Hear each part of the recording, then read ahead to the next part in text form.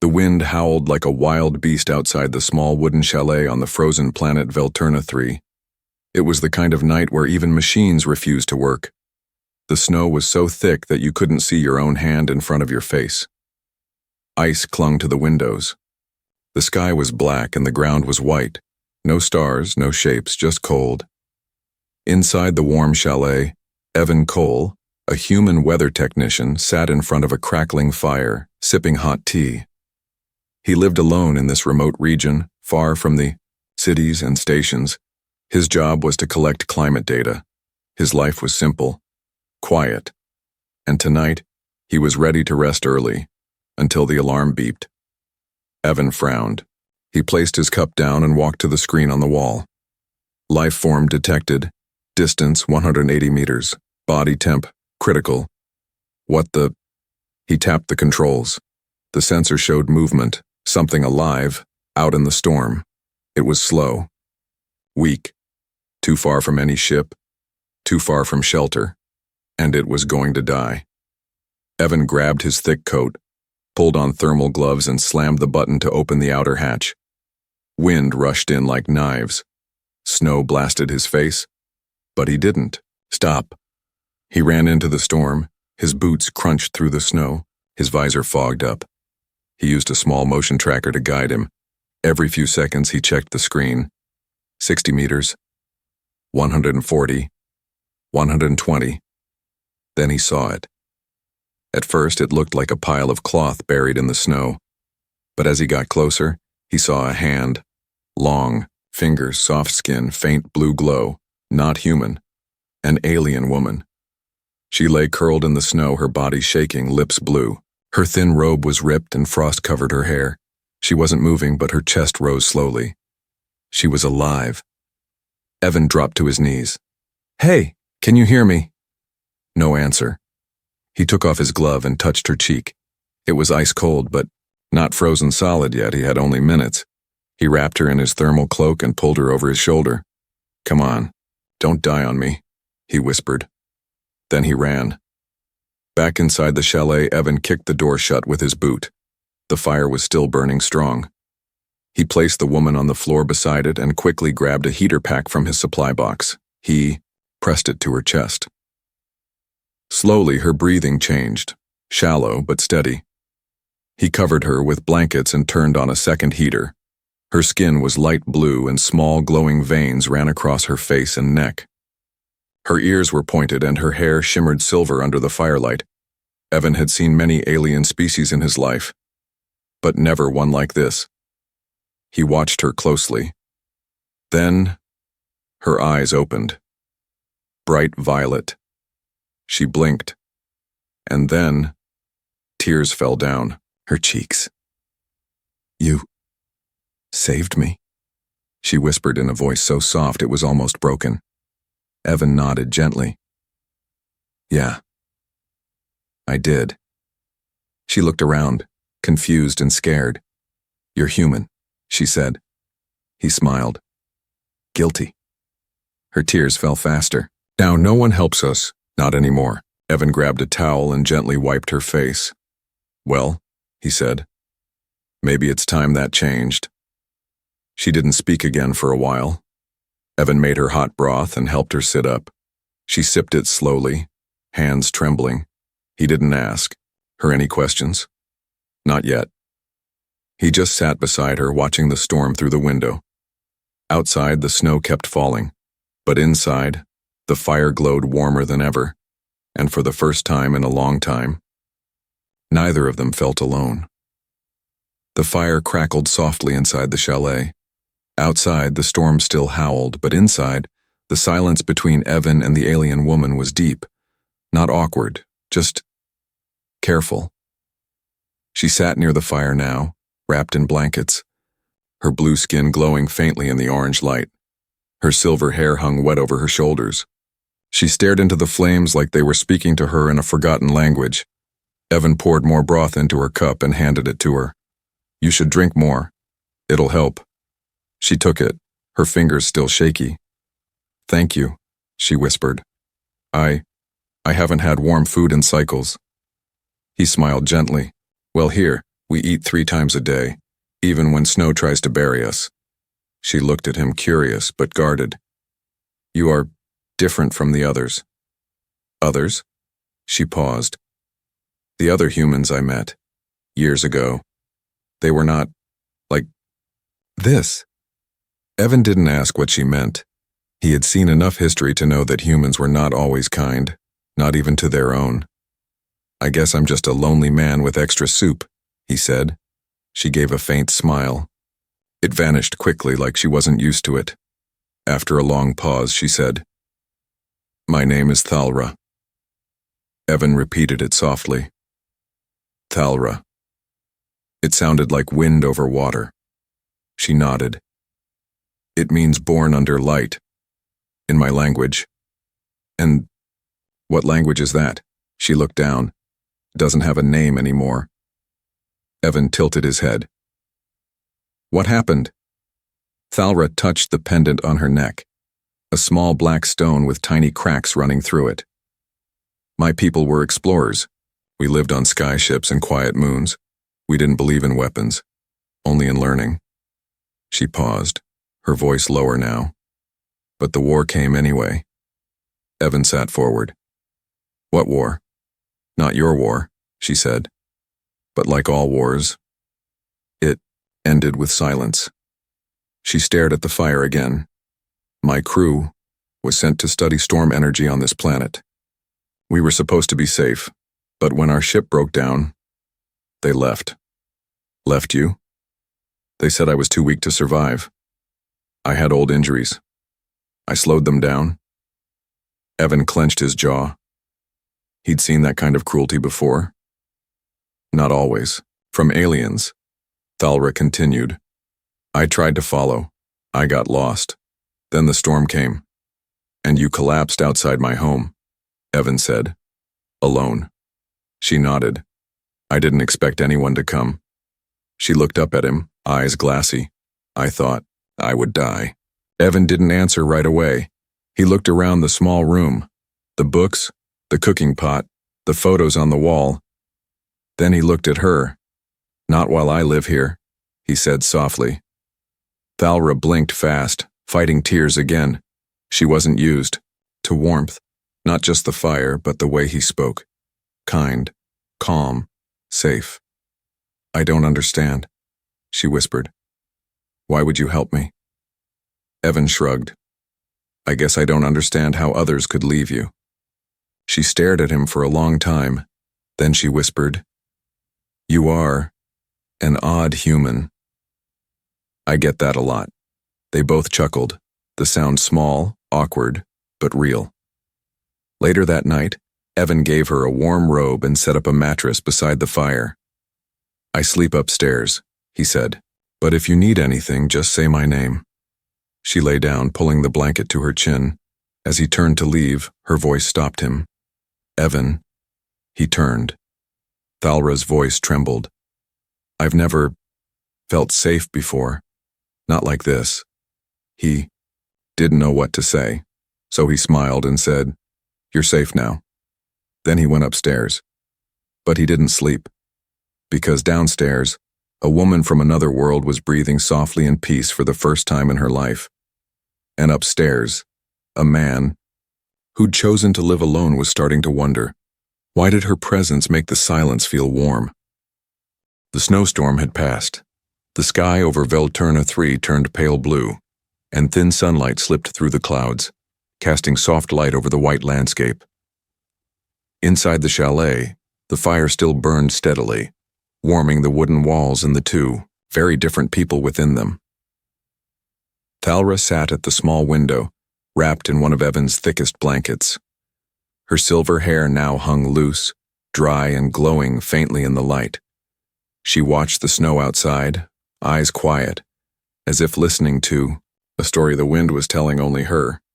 Evan was in the kitchen corner, heating soup again. It had become a routine now. Eat, talk, heal, repeat. They hadn't spoken much that morning, but the silence was not cold anymore. It was comfortable. Evan brought her a bowl of soup and placed it gently on the table. I hope you're not tired of this yet, he said. Thalra smiled softly. I thought I would be, but it feels like home. She paused, then added, I've never had one of those. Evan sat across from her, surprised by her honesty. No home? He asked. She shook her head. Only ships, missions, cold metal walls. We weren't allowed to form attachments. Sounds lonely. It was. She looked at him. Until now. Evan's eyes met hers. He opened his mouth to speak but didn't know what to say. So he just nodded. Later that day, they sat by the fireplace again. Evan was repairing a small drone, tools spread on the floor. Thalra sat beside him, watching his hands work. You fix things a lot, she said. I live alone, he replied. If I don't fix it, it stays broken. She looked at the drone, then at him. Have you always lived alone? Evan paused. For a long time, yes. Why? He didn't look up. People disappoint. I stopped expecting anything better. Thalra nodded slowly. I used to think the same. She glanced at the fire. But you confuse me. How so? You're human, but you're kind, Evan smirked. Hey, I'll take that as a compliment. They both chuckled, then fell quiet again. The wind howled softly outside. Inside, the flames danced. Their glow flickered across Thalra's blue skin and Evan's weathered face. At one point, Thalra shifted slightly. Her hand accidentally brushed against Evan's. She pulled back quickly, startled. I'm sorry, she said. It's okay, Evan replied. But for a moment, neither moved. There was a warmth between them now. Not from the fire, but from something unspoken, something fragile. Thalra looked at him with a strange kind of softness in her eyes. You've never touched anyone like me before, she said quietly. Evan smiled gently. No, but I don't see alien.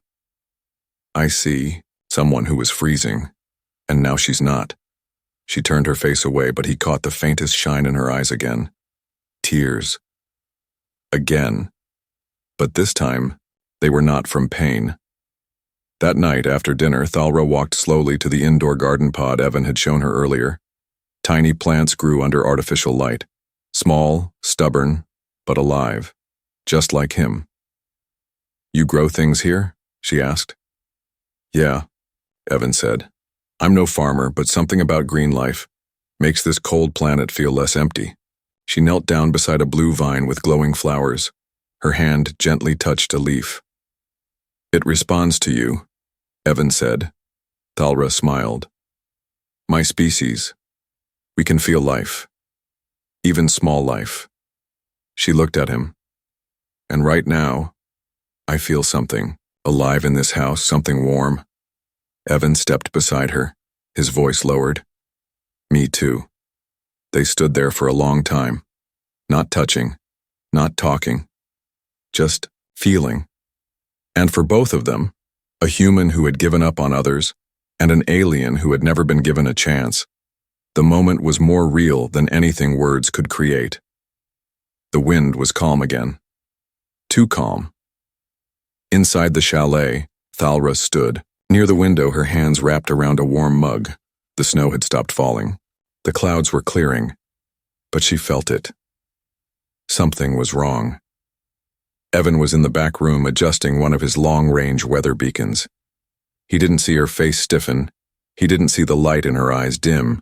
But when his proximity alarm gave a soft double beep, he looked up instantly. He rushed into the main room. Thalra? She didn't turn. They found me, she whispered. He stepped beside her and looked out the window. There, above the white hills, a ship hovered. Black, sleek, silent. Not a human design. It made no sound. But its presence was heavy, like a hand pressing down on the air. Evan's eyes narrowed. You know who they are?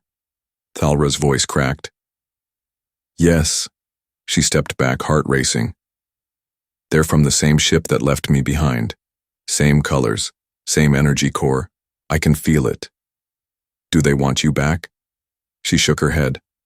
They want me erased? Evan walked straight to the cabinet and pulled out a pulse blaster. Old but polished. Thalra's eyes widened. You have weapons? I live alone, he said. Far from help. It would be stupid not to. She reached for his hand. Don't fight for me. I don't want you hurt. He looked at her. I watched you nearly die in the snow. You think I'd let them walk in and take you now? Thalra blinked fast. But I'm not. You're not human, he said gently. But you're mine to protect. Outside, the ship lowered a ramp. 3 tall figures stepped out, wearing sharp armor and glowing visors. Their footsteps melted the snow as they moved closer. Inside, Evan handed Thalra a small communication earpiece. Get to the crawl space behind the garden pod, he said. If anything happens, you run north. I've marked escape routes. Thalra grabbed his arm. I won't run again. You have to survive. She stared at him. You're not just helping me anymore, are you? Evan paused. No, he said. The doorbell chimed, 3 sharp tones. Evan walked to the front door and opened it halfway, blaster in one hand, calm on his face. The lead alien's visor lowered, revealing a familiar face to Thalra, Commander Sarek, her old superior. Cold, ice, no mercy. You're harboring a fugitive, he said to Evan. Looks like I'm harboring someone who almost froze to death. Big difference. Sarek frowned. She left classified data behind and disobeyed orders. She is a liability to our species. She's a guest in my home. Sarek's voice grew sharper. Humans should know better than to interfere. Evan smirked. Funny, you left her to die. I didn't. Maybe you're the ones who should rethink your choices. Behind him, Thalra stepped forward. I'm not going back, she said clearly. Sarek stared at her. You don't have a choice. Thalra raised her chin. I didn't have a choice when you abandoned me, but I do now. Sarek lifted his hand to signal his guards. Evan raised his blaster. But before anyone could move, a pulse of blue light surged from Thalra's body. Everyone froze. The snow trembled. The windows shook. Even Evan felt the air change. Not from cold, but from energy. Thalra stood tall, eyes glowing bright violet. You called me weak, she said. But I survived your storm. I found warmth here, and I won't let you take it away. The guards hesitated. Sarek stepped back, unsure. This isn't you, he said. No, Thalra whispered. This is who I became. Without you. She stepped closer to Evan. And because of him, the soldiers lowered their weapons. Sarek looked at her one last time, then turned. Without another word, they boarded the ship and left. The sky turned silent again. Evan let out a slow breath. Remind me never to make you angry. Thalra turned to him. I thought I had nothing left inside, but you lit something. He smiled. I think you just proved that fire was always there. The snow began to fall again, not heavy, just soft flakes drifting in the wind almost peacefully, as if the planet didn't know danger had nearly walked through the door. Inside the chalet, the warmth returned. But Evan Cole didn't relax. He stood near the window, watching the sky, his pulse blaster resting beside the table. Thalra sat on the couch, silent, her hands curled tightly in her lap. They didn't speak for a long time. Finally, Evan broke the silence. You scared me back there, he said softly. Thalra looked at him. I scared myself. He walked over and sat next to her. You didn't just push them back. You could have destroyed them. I didn't mean to, she said, voice shaky. I didn't even know I had that kind of power. Evan looked into her glowing violet eyes. You didn't destroy them because you didn't want to. She met his gaze.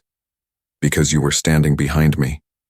They sat in silence again, but this time it felt different. Closer. Thalra spoke quietly. When they left me on this planet, I thought my life had ended. I thought I would die cold, alone, and forgotten. She paused. But now, I'm scared of something else. Evan tilted his head. What? Losing this, she whispered. Losing you. He didn't answer with words. He took her hand. She didn't pull away. That night, while Thalra slept curled near the fire, Evan sat at his console scanning for more ships. Suddenly, a red light blinked. Unidentified ship, high orbit, cloaked. He cursed under his breath. Sarek hadn't given up. He'd just gone quiet. By morning, Thalra woke to the sound of tools clanking. Evan was outside in the snow, setting up 3 small towers around the chalet. What are you doing? She called from the door. He looked up, breath fogging in the cold air. Defensive shields. Low range, nothing fancy, but enough to slow them down. You think they'll come back? Evan nodded. I would, if I were them. She walked out, barefoot in the snow, and stood in front of him. I can leave. No, Evan said instantly. If I leave, she said, they won't hurt you. They'll hurt me either way, he replied. But that's not the point. Then what is? He stared into her eyes. The point is, I found something worth protecting. Before she could respond, a blast rocked the valley. The ground shook. The snow exploded behind the chalet as a stealth craft uncloaked mid-air, dropping 2 mechanical hunter drones. Evan grabbed Thalra's hand and pulled her back inside. Get to the crawl space. No, she shouted. We stand together. They ducked as the window shattered and a drone fired a warning pulse through the wall. Evan rolled behind the counter, returned fire with a stun burst, and hit one drone in the arm. Sparks flew. Thalra stepped into the open, eyes glowing bright. Dar. Second drone aimed at her and Evan jumped in the way. A plasma shot hit his shoulder. He fell back, groaning. Evan, she screamed. The air around her shimmered. Her skin lit up like a star. She raised both hands, and in a burst of raw light, she shattered both drones mid-air. Pieces fell like burning snowflakes. She rushed to Evan's side, eyes wide with panic. You got hit. I've had worse, he grunted. Back on Mars. I broke my ribs falling off a mining rig. She pressed her glowing hand to his wound. Warmth flowed into his skin. His pain faded. She looked at him, eyes tearing up. Why would you jump in? Front of that shot? Evan smiled weakly. Because I wouldn't let them take you. Outside, the ship began to rise again. Maybe to flee, or maybe to regroup. But Thalra had had enough. She walked out, barefoot again, her hands glowing with light. She looked up at the ship. I'm not running anymore, she whispered. You had your chance to protect me. A burst of energy exploded from her chest, not as a weapon, but as a signal, a flare of truth. The ship hovered, paused, and then disappeared. No more threats, just the sky. Back inside, Thalra returned to Evan and helped him to the couch. I've never belonged anywhere, she said softly. You do now, he replied. The snow had stopped again, but this time, the silence was different, not empty, not cold. It was the kind of silence that came after surviving something big, the kind that holds your breath and makes you listen. Inside the chalet, Evan lay on the couch, his shoulder bandaged. Thalra sat beside him, holding a warm cloth to his forehead. He wasn't in danger anymore, but he was tired. So was she.